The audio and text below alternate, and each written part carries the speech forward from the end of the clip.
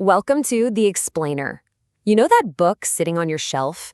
It feels so simple, right? So permanent. But behind every single cover is this incredible hidden journey. Today, we're going to pull back that curtain and show you exactly how a book gets made. I mean, really think about it. We get so wrapped up in the words and the stories that we kind of forget about the journey of the physical object itself. Because let's be real, it definitely doesn't just magically appear in the bookstore. And that's the story we're going to unpack. It's this fascinating trip, a mix of pure creativity, incredible technology, and a whole lot of teamwork that turns one person's idea into the book that you can actually hold. So let's start at the very, very beginning. Okay, so every book you've ever read, whether it's fiction or nonfiction, starts in the exact same place, as a little spark in an author's mind. That idea then has to be painstakingly crafted word by word into what's called a manuscript. This is the raw, unfiltered first draft of the book. So, once the manuscript is finished, the author then has to face what's known as the publisher's gauntlet. They submit their work, and an editorial team puts it under a microscope. And this is the first and honestly the toughest hurdle.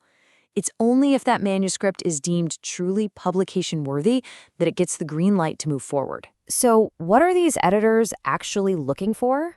Well, it's this really high-stakes balancing act. On one side, you have all the creative stuff. Is the idea fresh and new? Is the writing just totally compelling?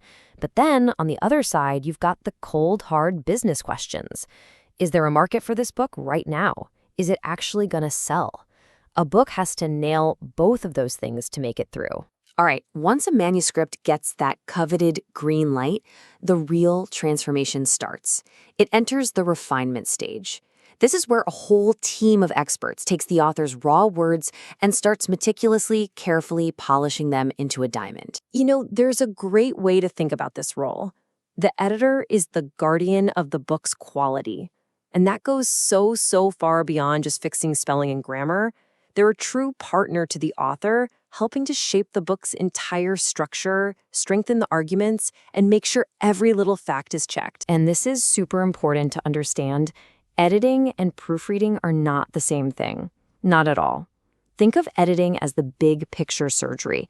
You're fixing the flow, the structure, the overall clarity. Proofreading, on the other hand, is that final microscopic check. It's the last pass with a fine-tooth comb to catch every single tiny typo right before it goes to print.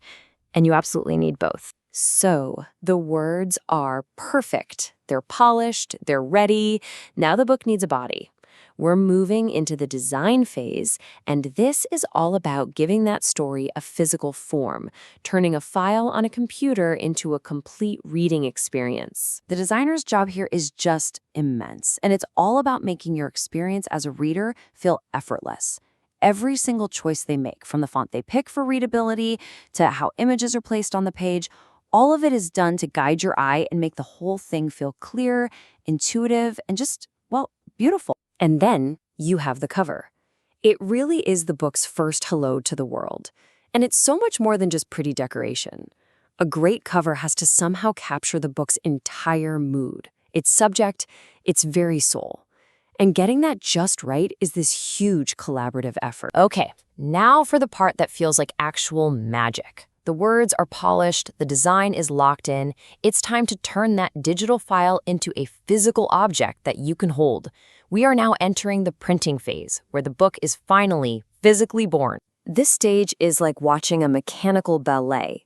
First, you have these massive presses that print the pages, often using a method called offset printing for those really big runs. Then, machines collate all those pages, gathering them in perfect order.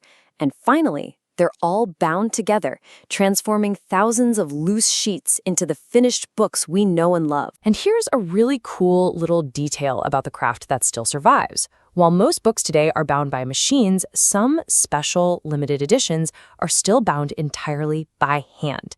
It's this incredible traditional skill that gives these books a unique artistic finish, turning them into true collector's items. But look, a printed book sitting in a warehouse isn't the end of the story. The journey is not over. Now begins its final voyage, the mission to get into the hands of you, the reader.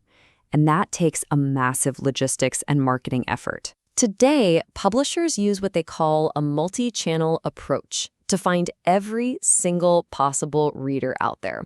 So books are shipped to physical stores, they're sold through huge online retailers like Amazon, and at the same time, they're released as ebooks and audiobooks. The whole goal is just to meet you wherever you are. And of course, a book can't sell if nobody even knows it exists, right? This is where marketing comes crashing in with one single goal: create buzz. You'll see this pop up everywhere, from social media campaigns and author interviews to launch parties and a huge push for online reviews. It is all designed to get the word out. So when you hold a book, you're not just holding paper and ink. As this idea perfectly captures, you are holding a story of collective effort.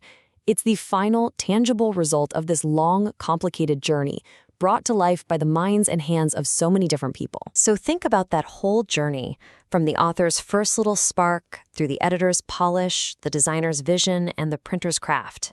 The next time you pick up a book, just take an extra second. What part of its hidden story will you see now? That's it for this explainer.